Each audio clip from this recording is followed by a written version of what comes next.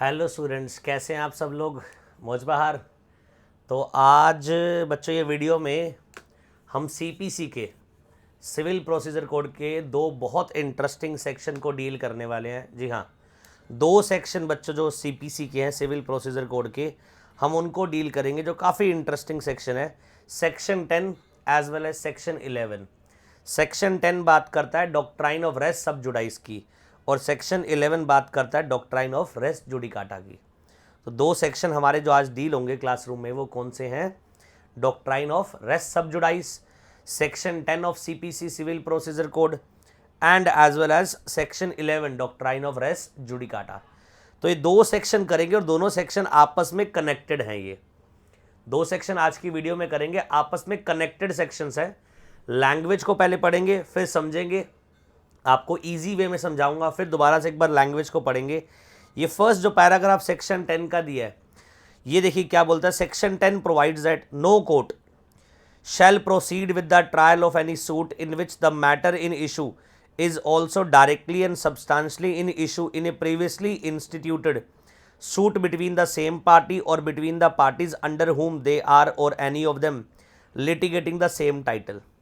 हाँ जी, लैंग्वेज से कुछ समझ आ रहा है? सर लैंग्वेज से तो कुछ समझ नहीं आ रहा।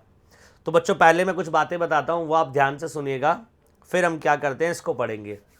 अगर हम इंडियन जुडिशरी की बात करें, इंडियन जुडिशरी सिस्टम की बात करें, तो हमारे यहाँ पर नंबर ऑफ जो केसेस है वो बहुत ज़्यादा है, बट नंबर ऑफ जो कोर्ट्स है एज वेल एज जजेस जो हैं वो बहुत कम है। सुप्रीम कोर्ट की जजमेंट है, इंडिया में बहुत जजेस की कमी है, और आने वाले वक्त में कभी भी ऐसा हो सकता है कि भरपूर वैकेंसीज आए जजेस की। तो जो बच्चे जुडिशरी का एग्ज़ाम दे रहे हैं उनको बड़ा बेनिफिट मिलेगा इस चीज़ का, क्योंकि जजेस हमारे यहाँ बहुत कम है। सो कोर्ट का जो टाइम है, जुडिशरी का जो टाइम है, जजेस का जो टाइम है, उसको वेस्ट नहीं करना। इसके लिए सेक्शन, इस थीम पर सेक्शन 10 बनाया गया, डॉक्ट्राइन ऑफ रेस सब जुडाइस। जो क्या कहता है ध्यान से सुनिए। ये कहता है अगर मान लीजिए दो पार्टी हैं, दो पार्टी के बीच में एक डिस्प्यूट किसी कोर्ट में पेंडिंग चल रहा है, तो वही दोनों पार्टी जो डिस्प्यूट कोर्ट में जिनका पेंडिंग चल रहा है, वो दोनों पार्टीज सेम मैटर पर अपना डिस्प्यूट किसी दूसरी कोर्ट में फाइल नहीं कर सकती। लॉजिकल सोचो बच्चों, अगर एक कोर्ट में ऑलरेडी उनका सूट फाइल्ड है, वहां पर लिटिगेशन चल रही है, पेंडिंग सूट है, अभी डिक्री नहीं आई, वहां पर अभी डिसीजन नहीं आया कोर्ट का, और इधर वो चले दोबारा से दूसरी कोर्ट में सूट फाइल करने, सेम मैटर पर, सेम फैक्ट्स हैं, सेम डिस्प्यूट है, सेम पार्टीज है, तो सेक्शन 10 प्रोहिबिट करता है सेकंड सूट को फ्रॉम बीइंग फाइल्ड। सेक्शन 10 कहता है सेक्शन 10 कहता है अगर मान लीजिए, सेक्शन 10 कहता है अगर मान लीजिए एक सूट आपका ऑलरेडी एक कोर्ट में पेंडिंग चल रहा है, तो सेम मैटर पर, सेम डिस्प्यूटेड पॉइंट पर आप दोबारा से वही डिस्प्यूट फाइल नहीं करेंगे दूसरी कोर्ट में, और दूसरी जो कोर्ट में आप सूट फाइल करने वाले हैं वो एंटरटेन ही नहीं करेगी। मान लीजिए मिस्टर ए और मिस्टर बी के बीच में डिस्प्यूट है एक मैटर को रिलेटेड, रिकवरी ऑफ मनी का मान लीजिए सूट है, ए को बी से रिकवर करना है amount. So recovery of suit का फाइल मान लीजिए कड़कड़डुमा कोर्ट में फाइल कर दिया। अब रिकवरी ऑफ सूट का फाइल मिस्टर ए और मिस्टर बी के बीच में कड़कड़डुमा कोर्ट में फाइल्ड है, वो दोबारा फाइल्ड करना चाहते हैं साकेत कोर्ट में। Whether it is allowed? Answer is absolutely no. जब दो पार्टीज के बीच में सेम सब्जेक्ट मैटर पर डिस्प्यूट ऑलरेडी पेंडिंग है, लिटिगेशन चल रही है, और अभी कोई डिक्री नहीं आई, कोई डिसीजन नहीं आया, तो सेम सब्जेक्ट मैटर पे, सेम डिस्प्यूट पे, सेम पार्टीज के बीच में दोबारा क्या नहीं होना चाहिए? सूट फाइल नहीं होना चाहिए किसी और कोर्ट में। और वो दूसरे वाला जो कोर्ट है वो प्रोसीड ही नहीं करेगा बेटा। जो केस कड़कड़डुमा कोर्ट में ट्रायल पे चल रहा है मैटर, तो दूसरे वाला कोर्ट क्या नहीं करेगा? प्रोसीड नहीं करेगा। तो बहुत सारे बच्चे बोलते हैं सर कैसे पता लगेगा साकेत कोर्ट को कड़कड़डुमा कोर्ट में केस चल रहा है? तो बेटा आज के टाइम पर कुछ फिजिकल नहीं होता, जितने भी केसेस होते हैं इनकी बाकायदा कंप्यूटर में एंट्री की जाती है, इंटरनल सॉफ्टवेयर मेंटेन्स हैं जुडिशरी में। तो उस सॉफ्टवेयर पे अगर आप नाम डालोगे तो आपको लिस्ट निकल कर आ जाएगी, उस नाम से जितने भी केसेस पेंडिंग है, फाइल नंबर आ जाएंगे, जो भी चार्जशीट है वो आ जाएगी। तो पूरा जो रिकॉर्ड्स आज के टाइम पर इलेक्ट्रॉनिकली मेंटेन किया जा रहा है, जो बिल्कुल ट्रेसेबल है 1 मिनट के अंदर। तो इसलिए बोला जो सेकंड कोर्ट है वो एंटरटेन नहीं करेगी। तो यही अब दोबारा पढ़ते हैं बेटा, 3 लाइनें जो हमने पढ़ी थी। नो कोर्ट मतलब सेकंड वाला जो कोर्ट है बेटा, shall proceed with the trial of any suit. हाँ जी, no court shall proceed with the trial of suit. Court proceed नहीं करेगा ट्रायल के लिए in which the matter in issue, जिसमें मैटर बेटा जो है इशू में is also directly and substantially in issue in previously instituted suit. हाँ जी, जो मैटर इन इशू है वो ऑलरेडी डायरेक्टली और substantially already previously instituted suit जो फाइल हो चुका है उसमें चल रहा है बिटवीन द सेम पार्टीज, और बिटवीन द सेम पार्टीज चल रहा है अंडर हुम दे आर और any of them litigating the same title, और सेम टाइटल के ऊपर है। Where such suit is pending in same और एनी अदर कोर्ट, चाहे वो सेम कोर्ट में पेंडिंग हो चाहे इंडिया में किसी और कोर्ट में पेंडिंग हो, having the jurisdiction to grant the relief claimed और in any court beyond the limits of the India established or continued by the central government and having like jurisdiction or before Supreme Court। या हो सकता है एक case India में चल रहा है, एक केस इंडिया से बाहर चल रहा है, बट जो इंडिया से बाहर केस चल रहा है उसके ऊपर सेंट्रल गवर्नमेंट की सुप्रीम कोर्ट की जुरिस्डिक्शन है। मान लीजिए कुछ हमारे एडजॉइनिंग जो हमारे पड़ोसी मुल्क है उसमें से किसी कोर्ट के ऊपर आज भी सुप्रीम कोर्ट की जुरिस्डिक्शन या सेंट्रल गवर्नमेंट की जुरिस्डिक्शन आती है, वहां पर भी आप फाइल नहीं करोगे। बट हाउ एवर एक्सेप्शन बोलती है pendency of suit in foreign court does not preclude the courts in India from trying A suit founded on the same cause of action. ये बेटा इसकी एक्सेप्शन है। एक्सेप्शन क्या कहती है?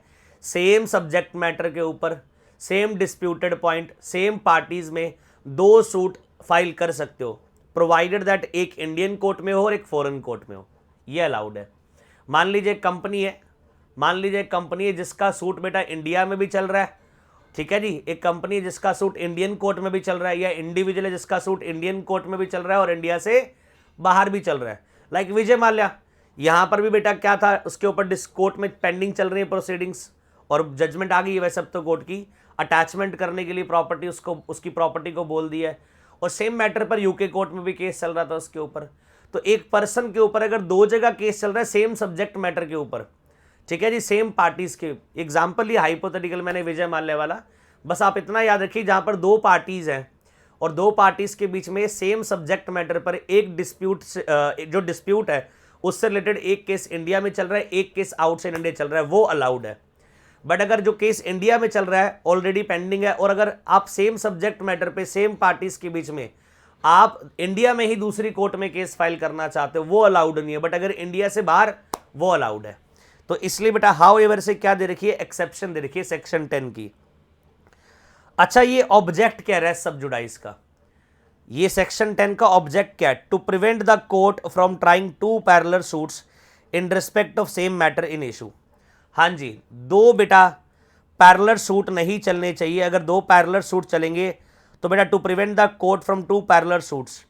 हाँ जी, दो कोर्ट अगर सेम डिस्प्यूट मैटर को देख रही है तो बताओ टाइम वेस्ट नहीं हो रहा क्या? ऑलरेडी इतने नंबर ऑफ केसेस हमारे इंडिया में पेंडिंग चल रहे हैं और दो कोर्ट क्या होगा, दो कोर्ट्स इंडिया में एक ही सब्जेक्ट मैटर पे सेम पार्टीज के बीच में लगी हुई हैं ट्रायल पे, तो ये नहीं होना चाहिए। तो बेटा दो कोर्ट्स क्या नहीं करेंगी, सेम सब्जेक्ट मैटर पे ट्रायल पे नहीं लेंगी वो वाला डिस्प्यूट जो ऑलरेडी पेंडिंग है बेटा। अब जैसे कि आप जब बेटा क्लासेस ऑनलाइन बाय करते हैं, आप कहीं भी पढ़ते हैं तो आपने देखा होगा, आप कोई भी सब्जेक्ट आप पढ़ते हैं दो जगह से नहीं पढ़ते, आप दो टीचर से नहीं पढ़ते, मैसअप नहीं करते चीज़ों को, आप अलग अलग आप जगह ट्यूशन ले सकते हैं, अलग अलग जगह कोचिंग ले सकते हैं अलग अलग सब्जेक्ट की। बट ऐसा नहीं है कि आप कंपनी लॉ मुझसे भी पढ़ रहे हैं और कंपनी लॉ किसी और से भी पढ़ रहे हैं, तो हर पर्सन का इंटरप्रिटेशन का स्किल्स अलग अलग है, पढ़ाने का तरीका अलग है, चीज़ें मैसअप हो जाएंगी, सबके नोट्स अलग अलग है। तो वो आपके एंगल से मैंने एग्जांपल दिया कि आपकी चीज़ें मैसअप हो जाएंगी। तो वैसे ही कोर्ट क्या नहीं करेगा, दो डिस्प्यूट को ट्रायल पे नहीं लेगा सेम टाइम पर, क्योंकि कोर्ट का टाइम प्रीशियस है, वो वेस्ट नहीं होना चाहिए। दूसरा, the purpose is to also to avoid conflict of decision.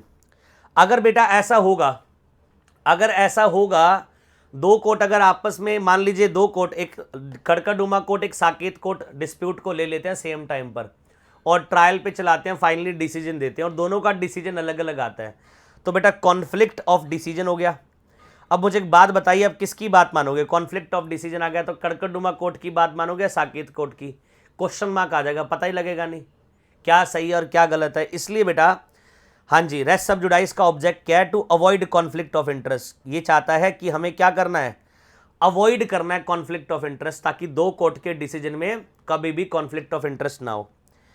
Essential conditions for stay of suit. हाँ जी, सेकंड जो सूट फाइल होगा जिस कोर्ट में, वो स्टे लगा देगा। जब तक पहले वाली प्रोसीडिंग जो चल रही है कोर्ट में पेंडिंग है, तो क्या कंडीशन है बेटा, इसेंशियल कंडीशंस क्या है स्टे ऑफ सूट की। पहला, there must be 2 suit instituted at different times. हाँ जी, 2 सूट्स है अलग अलग टाइम पर फाइल किए जा रहे हैं। Matter in issue in the latter suit should be directly and substantially in the issue in earlier suit. हाँ जी, जो लेटर वाला सूट फाइल हो रहा है वो सेम मैटर पर जो अर्लियर सूट हमारा ऑलरेडी फाइल हो चुका है। और सूट बेटा बिटवीन द सेम पार्टीज है, अलग अलग पार्टी नहीं है, सेम पार्टीज क्या कर रही हैं उस सूट में लड़ रही हैं। और earlier suit is still pending either in same court और in any other competent court but not before a foreign court. और जो अर्लियर सूट बेटा पहले से चल रहा है वो अभी डिसाइडेड नहीं है, पेंडिंग चल रहा है, अभी डिसाइडेड नहीं है, पेंडिंग चल रहा है। अगर ये सारी कंडीशन सेटिस्फाइड होगी तो बेटा जो बाद वाला सूट होगा लेटर सूट, वो उस पर क्या लग जाएगा, स्टे लग जाएगा, जब तक पहले वाला डिस्पोज ऑफ ना हो जाए। हाँ जी, ये बात समझ आ गई, बिल्कुल इजी है बेटा। Section 10 doctrine of res sub जुडाइस, 2 लाइनों बेटा अगर इसको कंक्लूड करें तो बेटा in simplest words we can say it can be said that on same disputed point पे 2 judicial proceeding can not be carried on between the same parties. हाँ जी, सेम डिस्प्यूटेड पॉइंट पे 2 जुडिशियल प्रोसीडिंग का चलाना, ठीक है जी, same parties के बीच में अलाउड नहीं है। ये सेक्शन 10 की थीम है, ये सेक्शन 10 का ऑब्जेक्ट है। हाँ जी बताइए, समझ आ गई बात। तो ये सेक्शन 10 हमारा doctrine of res sub जुडाइस CPC में जो टॉपिक है हमारा कवर हो गया। क्या बोलता है वन लास्ट टाइम, सेक्शन 10 कहता है अगर मान लीजिए एक डिस्प्यूट, ठीक है जी, 2 पार्टीज के बीच में एक कोर्ट में फाइल हो चुका है, तो सेम सब्जेक्ट मैटर पे सेम पार्टीज के बीच में दोबारा से किसी और कोर्ट में आप सूट फाइल नहीं करोगे। इसकी एक्सेप्शन है, अगर आपने फाइल कर दिया तो वो सेकंड वाला कोर्ट एंटरटेन नहीं करेगा, उस पर स्टे लगा देगा। इसकी एक्सेप्शन क्या है बेटा, हाँ जी, ये पॉसिबल है कि 2 suit between same party between same subject matter साथ में चल सकते हैं। अगर एक सूट इंडिया में फाइल हो रखा है, एक सूट फॉरेन कंट्री में फाइल हो रखा है, फॉरेन कोर्ट्स में फाइल हो रखा है, ये अलाउड है। आज जी ऑब्जेक्ट क्या है, ऑब्जेक्ट यह 2 पैरेलल सूट सेम टाइम पर ना चले, दूसरा 2 डिसीजन कॉन्फ्लिक्ट ना करें आपस में कोर्ट के, ठीक है जी, और तीसरा लेटर सूट पे क्या लगाना है, स्टे लगाना है। ये ऑब्जेक्ट है बेटा रेस सब जुडाइस का। आई होप ये बात समझ आ गई। तो सेक्शन 10 ने जो बात बोला बेटा, इसी से रिलेटेड एक सेक्शन 11 और बना हुआ है जो बात करता है डॉक्ट्राइन ऑफ रेस जुडिकाटा। हाँ जी, दोनों साथ ही पढ़ाए जाते हैं। Section 11 doctrine of res judicata क्या कहता है, मैं पहले आपको समझा देता हूं बेटा, फिर उसके बाद रीडिंग पोर्शन पे आते हैं। सेक्शन 10 की थीम क्या थी कि एक डिस्प्यूट बिटवीन सेम पार्टीज 2 अलग अलग कोर्ट में आप रन नहीं कर सकते, यही ऑब्जेक्ट था सेक्शन 10 का। और आपने वहां पर क्या पढ़ा था कि अगर ऑलरेडी एक जगह आपका मैटर पेंडिंग चल रहा है तो जहां पर आप सेकंड जगह फाइल करने वाले हैं सूट, वो स्टे लगा देगा, बिकॉज पहले वाला आपका ऑलरेडी मैटर पेंडिंग चल रहा है। तो किसी एक स्टूडेंट के दिमाग में क्वेश्चन आया, सर अगर पहले वाला सूट डिसाइडेड हो, मान लीजिए कड़कड़डुमा कोर्ट में पहले सूट फाइल हुआ 2 पार्टीज के बीच में एक सब्जेक्ट मैटर पे, सर वहां डिसीजन आ गया, ठीक है जी, वहां डिक्री आ गई, अब हम क्या करना चाहते हैं, सेम सब्जेक्ट मैटर पे सेम डिस्प्यूटेड पॉइंट पे सेम पार्टीज है, हम दोबारा से फाइल करना चाह रहे हैं, अब दूसरी कोर्ट में फाइल करना चाह रहे हैं, weather it is allowed. Section 11 कहता है this is also not allowed. Section 11 कहता है जो एक बार डिस्प्यूट डिसाइड हो गया उसको दोबारा से नहीं लिया जाएगा। तो सेक्शन 11 ने क्या बोला, एक जो केस ऑलरेडी कोर्ट में पेंडिंग चल रहा है वो दोबारा किसी और जगह फाइल नहीं होगा और 2 पैरेलल सूट सेम टाइम पर रन नहीं होंगे। सेक्शन 10 इस थीम पर काम करता था। सेक्शन 11 कहता है जो ऑलरेडी डिसाइडेड हो चुका है डिस्प्यूट 2 पार्टीज के बीच में, अब उसको दोबारा से क्या नहीं करा जाएगा, दोबारा से नहीं लिया जाएगा और उस पर अगेन कोई डिक्री नहीं आएगी। ऐसा करने का ऑब्जेक्ट ये है बेटा, अगर ऐसा ना करते, सेक्शन 11 ना बनता, तो सोचो जो डिस्प्यूटेड पॉइंट है, ठीक है, पार्टीज के बीच में, उस पर बार बार डिसीजन आएगा, फिर वो बार बार फिर सूट फाइल करेंगे। ऐसे तो कभी लिटिगेशन प्रोसेस खत्म ही नहीं होगा, बार बार लिटिगेशन प्रोसेस ऐसे चलता रहेगा, फॉर एवर चलता रहेगा, कभी हम सेटिस्फाइड ही नहीं होंगे कोर्ट के डिसीजन से। So there should be end to litigation, कहीं तो लिटिगेशन का एंड होना चाहिए। तो इसलिए बोला एक बार अगर मैटर डिसाइड हो गया 2 पार्टीज के बीच में एक सब्जेक्ट मैटर पर, तो दोबारा उसे छेड़छाड़ ना की जाए, वही फाइनल होगा। हाँ, अपील करना चाहो अपील कर सकते हो, वो अलाउड है, अपील तो अलाउड, अगर आप उसके ऑर्डर से सेटिस्फाइड नहीं हो डिसीजन से आप अपील कर दो, पर दोबारा से सूट एंटरटेन नहीं किया जाएगा। So doctrine of res judicata occupies an important place in the field of law and justice. ये क्या बोलता है? Which says one suit and one decision is enough for single dispute. वाह, बहुत अच्छी बात बोली। वन सूट, एक सूट और एक डिसीजन इनफ होता है एक डिस्प्यूट के लिए। बिल्कुल, तो एक डिस्प्यूट के लिए एक सूट और एक डिसीजन इनफ है। It is also known as doctrine of prior judgment, और इसको एक नाम और क्या दिया गया? प्रायर जजमेंट का नाम दिया गया। Section 11 of CPC civil procedure code deals with the doctrine of res judicata which imposes a bar और restrain on repetition of litigation. Section 11 क्या कहता है कि बेटा बैन है, बार है किसके ऊपर? रिपीटेशन ऑफ लिटिगेशन, बार बार रिपीट नहीं की जाएगी litigation on the same issue जो डिसाइड हो चुकी है। And it prevents two different decrees on the same subject, और इसका ऑब्जेक्ट भी क्या है? एक ही डिस्प्यूट पे दो डिक्री नहीं होनी चाहिए, एक डिस्प्यूट पे सिर्फ कितनी डिक्री होनी चाहिए? एक ही डिक्री होनी चाहिए। एक डिस्प्यूटेड पॉइंट पे दो अलग अलग डिक्री नहीं आनी चाहिए, एक ही डिक्री आनी चाहिए। अपील में अलाउड है, वैसे सूट में अलाउड नहीं है। Section 11 says once a res is judicata it shall not be adjudged again. और ये डॉक्ट्राइन, हाँ जी, ये डॉक्ट्राइन जो based on ground of public policy based, और क्या क्या बेटा ग्राउंड है? पहला, there should be end to litigation. ये ग्राउंड पहला क्या है कि लिटिगेशन एंड होनी चाहिए, और parties to a suit should not be harass to agitate the same issue on matter already decided. और बेटा पार्टी एक ही डिस्प्यूट पे बार बार हरास नहीं होनी चाहिए वही सूट फाइल करके, और जो कोर्ट का टाइम है वो बार बार वेस्ट नहीं होना चाहिए। एक बार जो डिसाइडेड है मैटर, अब उसको दोबारा एंटरटेन नहीं किया जाएगा। Essential condition of doctrine of res judicata, ये doctrine of res judicata apply करने के लिए क्या इसेंशियल कंडीशन है? पहला, जो मैटर डायरेक्टली एंड सब्सटेंशियली है issue in former suit should also be directly and substantially in the issue in latter suit. Former suit पहले वाला और लेटर सूट बाद वाला दोनों सेम मैटर पे होने चाहिए, और फॉर्मर सूट डिसाइडेड होना चाहिए। रेस सब जुडाइस में क्या था? फॉर्मर सूट पेंडिंग होना चाहिए, और यहां पर क्या बोला है? रेस जुडिकाटा में फॉर्मर सूट डिसाइडेड होना चाहिए, और farmer suit and later suit between the same parties होना चाहिए। और जो फॉर्मर सूट बेटा ऑलरेडी डिसाइड हो चुका है वो कॉम्पिटेंट कोर्ट, एलिजिबल कोर्ट ने डिसाइड करा है। अगर ये चार कंडीशन अगर सेटिस्फाइड हो जाती हैं तो फिर डॉक्ट्राइन ऑफ रेस जुडिकाटा लग जाएगा, जो बोलेगा कि एक बेटा डिस्प्यूट के लिए एक ही डिक्री होगी, एक डिस्प्यूट के लिए दो डिक्री नहीं होनी चाहिए। ये सेक्शन 11 भी आपका खत्म हो गया। आई होप सेक्शन 10 और सेक्शन 11 में जो डिफरेंस था समझ आया। सेक्शन 10 क्या बोल रहा था कि एक डिस्प्यूट जो दो पार्टीज के बीच में चल रहा है वो दो अलग अलग जगह ट्रायल पे नहीं लिया जाएगा।